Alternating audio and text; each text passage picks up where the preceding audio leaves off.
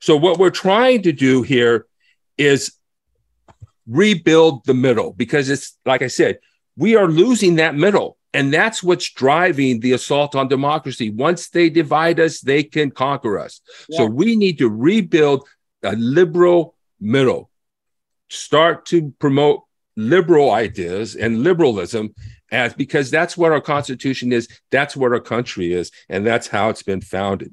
Excellent. So what we're doing in West Los Angeles, I'm co-hosting another Jan 6 Justice, Our Freedoms, Our Vote event at the federal building on Wilshire near the 405 freeway. And then on the 16th, Dom is doing a jam session in Fountain Valley at Miles Square Park. And I'm going to let her talk about that. And our next program next month, we will be meeting earlier on, I believe that would be what, the 4th, the 3rd, it's the first Sunday of the month before we vote. She's going to talk about the importance of voting. So thank you very much. I'm going to hand it over to Dom right now. Thank you, Dom. Thank you, Richard. And thank you so much, everyone, for listening. Richard, we even have some great questions. We're going to include those right about in a few minutes around to you. So take a look at those so that you can prepare some really succinct answers for everyone on those. Okay. And we do have some amazing events happening, as you heard Richard talk about, for the January 6th events that we're having.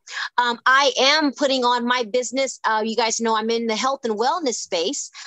Denise, before I continue, she's right. Everyone list where you're from, your city, your state, the area, so we can all know who's in the coalition family here. So go ahead and do that in the chat while we continue our discussion. So yes, I really care a lot about our communities here. And so it's a Miles Square Jam Sesh where we are including health and wellness vendors. We're going to have actual musical performers here in our, from Orange County, from LA County coming down. We're all going to come together. We're going to have candidates who are up and down the ballot there, also being there with the community, speaking to us and harmonizing with us. And we're even going to have outdoor yoga if that's your thing.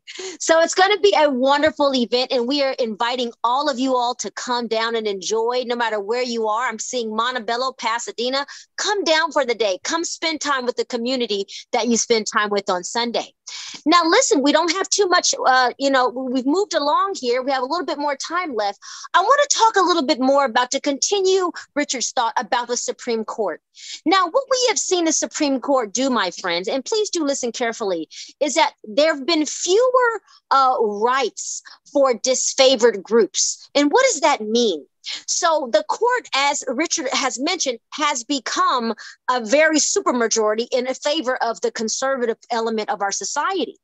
And while the court has been highly solicitous toward conservative Christian groups, it's been a little bit less sympathetic to religious liberty claims brought by groups that are not necessarily a part of the Republican Party's core supporters. And I'm going to give you an example. A glaring example of this is the double standard in the Trump versus Hawaii, which was in 2018, which the court's Republican appointees upheld the then President Trump's policy banning most people from several Muslim majority nations from entering the United States. And they did this despite the fact that Trump repeatedly bragged about his plans to implement a total and complete shutdown of Muslims entering the United States. And, to continue it, and similarly there was a Dunn versus Ray, which was in 2019, again, continuing the point of the conservative leaning of the court today. The court's Republican appointees ruled against a Muslim death row inmate who sought to have a spiritual advisor, his personal imam, there upon his death. And so, this triggered a backlash, and the court appeared to back away for a while.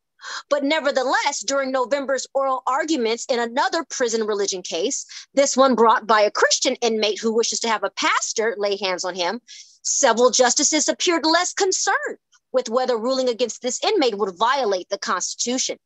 So while the court typically sides with conservative Christians in religious liberty cases, people of different faiths or even Christians pursuing causes that aren't aligned with political conservatism, they may be less likely to earn the court's favor. It's important to understand that while we see that, yes, religion is a part of our country. We know that. We understand that when you go to court, you put your hand on the Bible and you promise to tell truth, nothing but the truth, so help you God. We understand that in God we trust is on the dollar bill. We understand when we say the Pledge of Allegiance, we talk about God. We understand that these are elements that have been integrated into the fabric of our country. However, when our Constitution was first created, years back in the 1700s, there were very few religions, just a handful. And now you and I both know we have dozens, hundreds of different ways of believing. And it's important to Richard's point that we do not segregate and isolate religion from at all being something that we discuss as a part of the political mainframe. But unlike what the Supreme Court is now leaning into, we do not want to make the law for all citizens of the United States of America something that aligns with only one belief system. Our country needs to be reasonable. Our systems, our governments, our governors, our legislators, executive, judicial, legislative, as Richard talked about, must operate in a place of balance so that everyone feels seen, everyone feels heard, and everyone feels understood. We are, after all, the United States of America. Does that unity mean that it's going to be easy? I don't think so, Richard. I don't think that unity, saying that we're united, means, okay, we're united, it's easy as cake. Actually, it's hard to achieve because just like this coalition on this podcast today, we're from different parts of the world. We are different colors. We are different backgrounds. We are different belief systems, but yet we are here. And Richard, you said something that touched one of our listeners today, that we are not operating out of hatred, but love. And that's what we are trying to pull together, love and unity. We need more unity and harmony. And our young children coming up today, the Supreme Court is supposed to be an arbiter of balance, what we look to as an apolitical system, but it has become completely compromised. And so what do we do about this? Because we know we're hearing all of these things happening. We see it happening in front of us. Well, what can we do, right? Well, we must raise our voices. We must raise our voices in an understanding that what we see the Supreme Court becoming and leaning so far in one way is wrong. We must speak to our neighbors. We must speak to our friends. We must become informed through podcasts and different things of this sort. And we need to make sure we are talking to others so that they too are learning and growing to see the ineptitudes and the pains that are happening right now. Thank you, Megan. We love to have you. That are happening right now and how we can achieve balance and peace in our country that is severely leaning in the wrong direction. Now, listen, every civilization has reached an inflection point where they have come to a point where it's like we must choose progress or going backwards. I'm a firm believer, my friends, that the United States of America is the great experiment of this world. And I'm a firm believer that we are equipped to overcome this time. I'm an optimist, forever so, but I believe with optimism, with love, and with care, and with a hard fight, we will get more balance in our Supreme Court again. We will get more balance in our branches of government. And it starts with you and I, because there are far more of you and I than there are of others. So what I'd like to do to continue this point is to get your questions, your concerns, and let's make this a robust discussion down through the end of our podcast here. So first, Richard, I would like to go to the questions that are in the chat. And what we want to do is we want to start up top. And I want to speak on the question of what Don said. So Richard, if you can answer this, how do you define neoliberalism versus liberalism? Okay, that's a very good question, actually, because that's the confusion. That's why the use of the word neoliberal is being used, because of that confusion. So the word neoliberal, it really describes conservatism. It describes capitalist market economy type of driven. If you thought about what traditional Republicans wore before Trump and before the MAGA movement, that's basically what they mean when they describe neoliberalism. The problem with the word is that you're putting a neo in front of liberalism, and there's a lot of criticism on the left towards liberalism as somehow not revolutionary, or there's that liberalism and even the individualism of liberalism, that the individual is the center rather than groups of people being organizing around. It's the basis of human and civil rights. That's liberalism. Liberalism is the basis that grew out of the Enlightenment and it actually came out of Paul's. And sometimes when we talk about the Bible, we tend to think that, oh, that's just for religious people. But no, the Bible is a book of literature. It's a book of philosophy. It's a book of insight and wisdom. It's a spiritual book. It's a book that should teach us what it means to be spiritual and what it means to do justice. That Bible is mostly about governance and pursuing a just world. So Paul said, but now I lost where I was, what I was talking about, because I changed subjects really quick. No, but sometimes we don't see that's another thing. Sometimes we don't see the propaganda that's fed to us. But basically, that's the difference. Traditional liberalism, defend the Constitution, support civil and human rights, support democracy, and being open to different points of views. Whereas neoliberalism is simply conservative, but we decided to put the word liberal in there because both sides are attacking liberalism. Because because Marxist, it's not the individual rights that are important. It's the economy. It's not democracy. It's capitalism. There's a whole different analysis with socialism than with liberalism. And so I think, we need to build that up. Thank you, Dom. Yeah, no, thank you for that. That was a really well stated answer. And I appreciate that personally. Right. And if people want to unmute themselves and put themselves on camera and ask them questions themselves, that would be great to see your face and have you answer the questions if possible. Absolutely. In fact, I was going to say, I would like to put a question to the group and everyone come on and talk. I see someone have turned on their cameras. Hello, Carol. Good to see you as well. So I want to ask everyone oh, there's that smile. There she is. I want to ask everyone a question. The courts basically hearing more and more religious hearings and being interested in this fight over religious kind of debates and things of that sort. What are your thoughts about that? How do you guys feel about the Supreme Court being a supermajority in favor of conservatism? Please speak on camera. Say your thoughts. This is a safe space. We're not here to judge. We're here to open up discussion for thought. Any feelings about what's happening today? Just go right on and unmute and you can go ahead and speak, or you can raise your hand if you'd like, and we can make sure we call on you. And I also see that Don Mason had a question here, and I don't know if he wants to unmute and ask his question. And that would be great. I was saying it's dangerous. Tell us why you feel it's dangerous, Iris.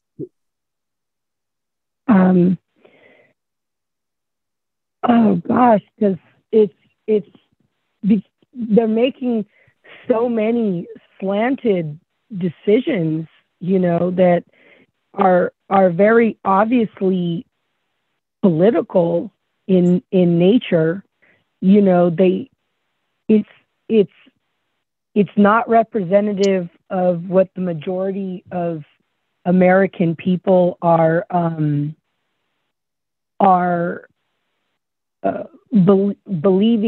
to believe, when they take the polls, so statistically speaking.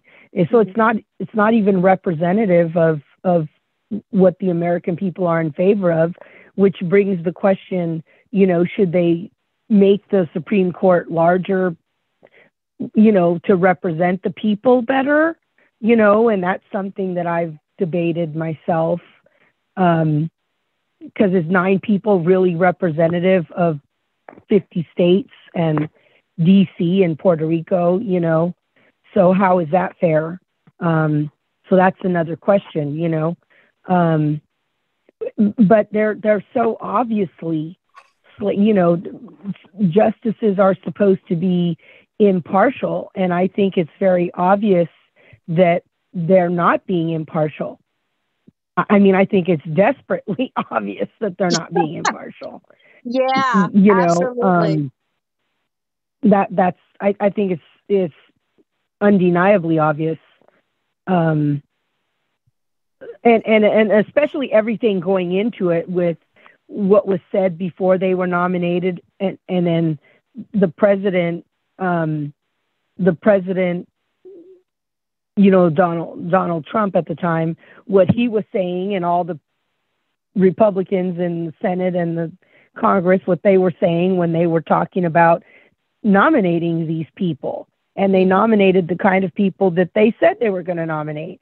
So that even proves that they were going to be conservative leaning and politically leaning, and that they were going to vote the way that they're voting. So it's never even been under the table. It's always been, the cards have always been facing up, you know. So it's never been a secret we always knew what we were going to get, you know. So, you know, it was never a surprise. Right. Well, one thing, yeah, obviously changing the number of people on the Supreme Court is one of those long-term solutions that may or may not happen. It's probably going to take the Constitution. So, and they've talked about that, right, Richard? They've talked about, you know, that's been kind of on the table even since the Biden administration of packing the court, but it's such a hot topic to do, you know what I mean? Right. But I mean, to your point, I mean, there actually is an argument to be made, I might say, and then we can go to Samuel. I want to put this thought out there, Richard. I don't know if you've heard of this, but there's an argument to be made that I think it was back in the early 1900s when they changed the number of Supreme Court justices that were to be on the court because of the districts. Okay. Do you guys know what I'm talking about? And then I don't remember. But yeah, go Carol, ahead. you're shaking your head. And so there's been an argument that there's more districts than there are 9. So we should expand it to like 13 and then thereby get more Supreme Court justices on the court. So that's an argument that's out there. I'll leave that there. Samuel, your hand is up. Please unmute and speak. And I want to make sure to get to Don's question eventually. Yes. You know, so let him know that. I'm unmuted, but I'm not clear. Now I'm clearer because I have hotspot. I have a slow connection. You cannot see me when I talk. Here's the situation. I think we should pack the court, but I think we should limit it. I have to study. I know California has 12 years for their Supreme Court justices. We have to see what other states have that, but that's the idea of 12, 16 years. You can't have it for life. Like you can get Alzheimer's. By the way, Bob Avakian's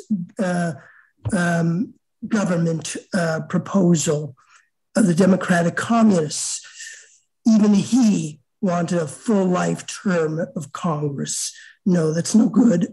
So I think there should be also a code of ethics that is lacking.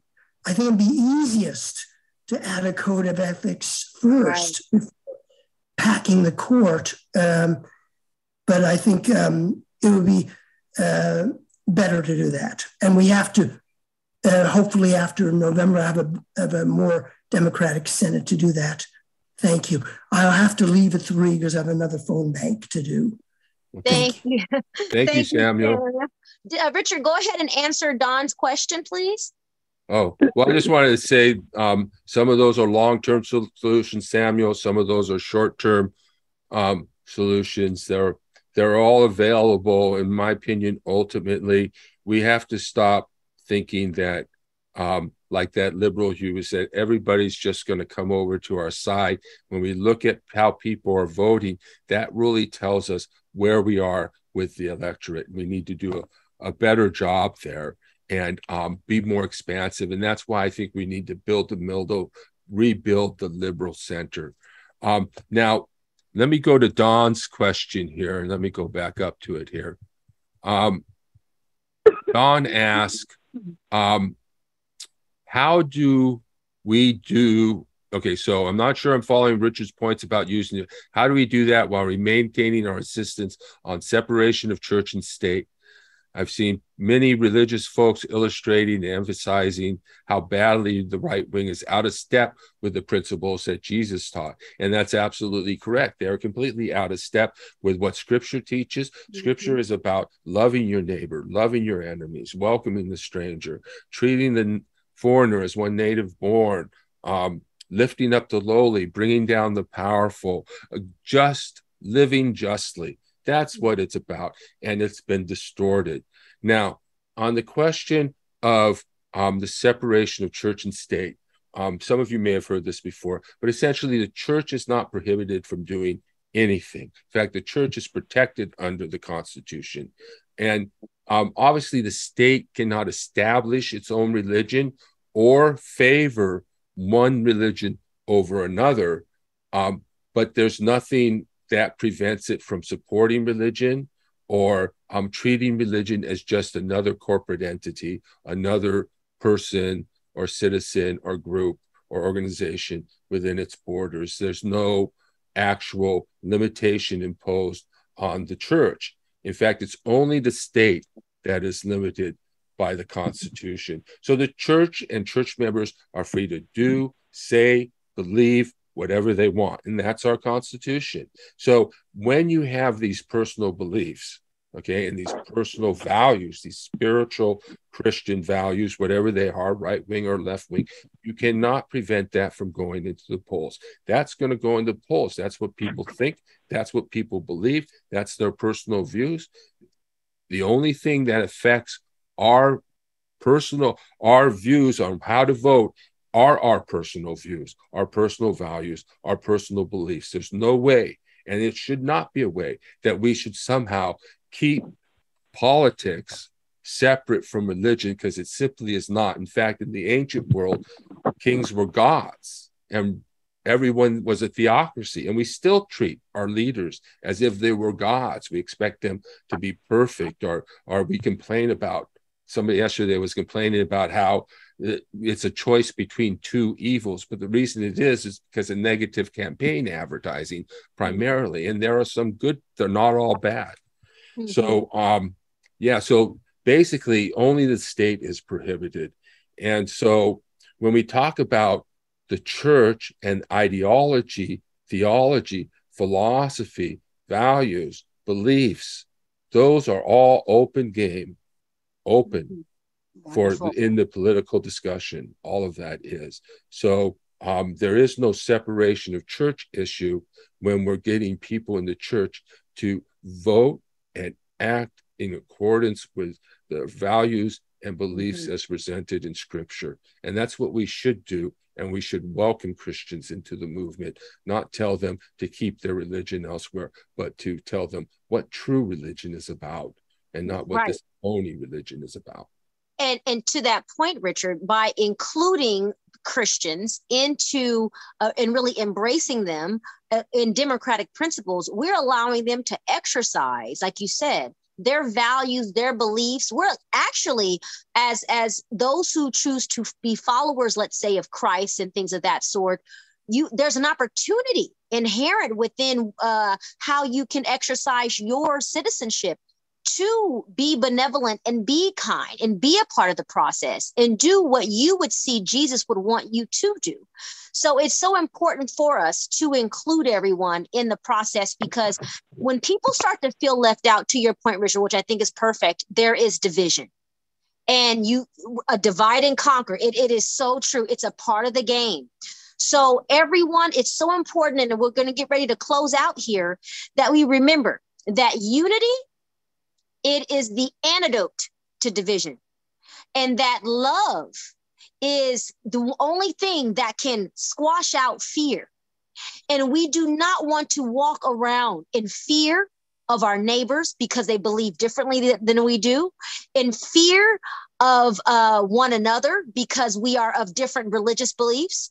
And yes, Denise, you are correct. The government should not be open or should not be propagating a religion that others should follow in any way. You are correct on that.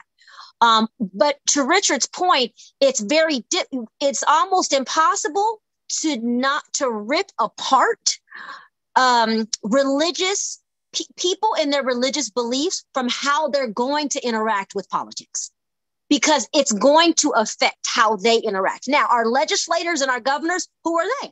They are people who were born, who are raised with religious beliefs and things of that sort too. And I believe, like Wayne said, it's impossible for them not to be biased. So we are doing our best as a society, I think, to work in a way that is effective and reasonable for all, although we are imperfect and we are naturally biased just inherently. So it's this juggle, and we need to operate with one another I feel, with grace so that we can get through it. Something that I want to bring up to you all is perhaps us as a coalition, as the Truth and Democracy Coalition. Richard, what do you think? All of us writing a letter together to our judiciary, and sending it to our judiciary and letting them know our thoughts, our feelings on the subject, how we see that what they're doing and the effects of the decisions that they're making. And we can all kind of sign it and stand together as a coalition. Would everyone be on board to do something like that if we got that together and Richard and I sent that forward? Can I get some hands? Yes, Carol? Yes, Dixie? Oh, wonderful. Sure. Can I get any hands? Go ahead. What'd you say? Iris? I said sure, but here, I'll put my hand up. But hey, my other thought, I just wanted to say maybe like a thought was maybe have another session on perhaps discussing how to approach going about including people with a Christian background with love, because in including them and with unity, because with my experience, which is quite extensive, and this is unfortunate to have to say this, but it for me, Christian people tend to be the most difficult people to bring into the picture as compared to people of other religions. They tend to be the most rigid, in my experience, when it comes to bringing in the picture as compared to other religions. They tend to be just the most rigid and structured and least flexible, in my experience, when it comes to saying, hey, let's let everybody, I was just watching this TikTok, and this guy has this TikTok, and he says, like, freedom of religion this is one of the things he says, is saying, I have the freedom means I am free to make the choices with my religion, to decide to do or not do something because of my religion. It does not mean that I can tell you what not to do because of my religion. Correct. And many other people of other religions tend to understand that, but Christian people tend to be the ones who, in my experience, don't understand that, want to tell other people what to do. Okay. Mm-hmm. Yeah, I think yeah, I think it's important to recognize more than any other. Right. Is what I'm trying to say. Yeah, I think it's important to recognize that there's much wider diversity in Christianity than we tend to recognize. And that's partly because we've silenced the liberal church and told them that they shouldn't be involved in politics with their religious views. And that has silenced the liberal church. So we've silenced the liberal church, but there's a huge, we talk about William Barber, we're going to talk about the Episcopal Church and its leadership, Methodist, talk about liberation theologians. I'm involved in academia and religious pursuit, the study of religions. So that's a whole nother area of the study of religion, and whole groups of intellectual Christians and leftist Christians. So there's a much more diverse range of Christians, and some are very stubborn, but I don't think that characterizes the full church here in America. I guess it's very, very, maybe it's a lot of the evangelical ones, but I do know William Barber. You're right about that, right? And Iris, you make a very good point, and I appreciate, what you're saying, that about Christians, what you're saying, and sometimes it can seem very difficult, but like Richard's saying, there are different denominations, different beliefs of Christianity, different people with different thoughts. And I actually really do believe that when we sit down and we talk to one another, most people who identify as Christian, like Richard said, they just want to do the right thing.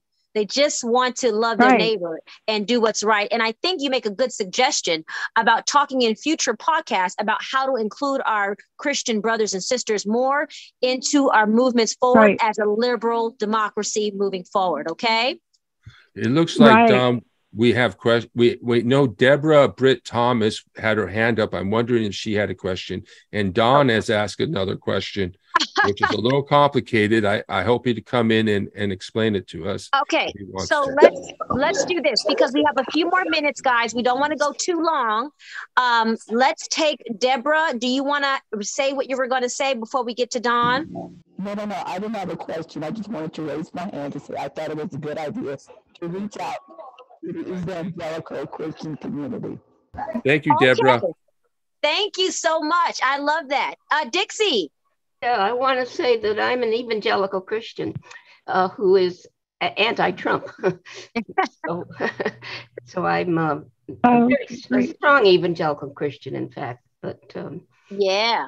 There it is. See, Iris, there you go right there. Dixie, she's saying, hey, I'm evangelical, but I believe in important good principles of morality and ethics and what's right and wrong. That's nice to hear. And I just want to do a short answer to Don, because the bottom line is this is all about individual rights. It's the individual rights of every individual person, be they Christian or non-Christian, to have a say in our process, to speak their truth and their values to power. And so this is all about individual rights. Liberalism is about individual rights.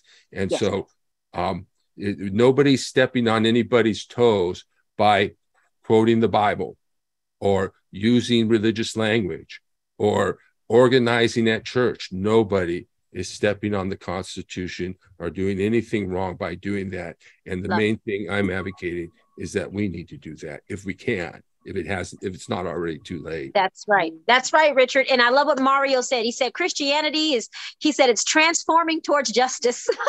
Yes, that's how it should be. Yes. That's how it should be. So listen, everyone, this has actually been a really robust discussion. We didn't miss out on anything.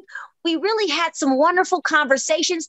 Quick recap, we discussed the Supreme Court, where it is, how it's leaning, and where we're going. We discussed how they are unfortunately leaning in a way, and Iris even made a very excellent point that it's obvious what they're doing, in a way that is not in cohesion with the American people at large. We've also recognized and discussed, as Richard brought up to us wonderfully, that we need to focus on uniting with love and not hatred.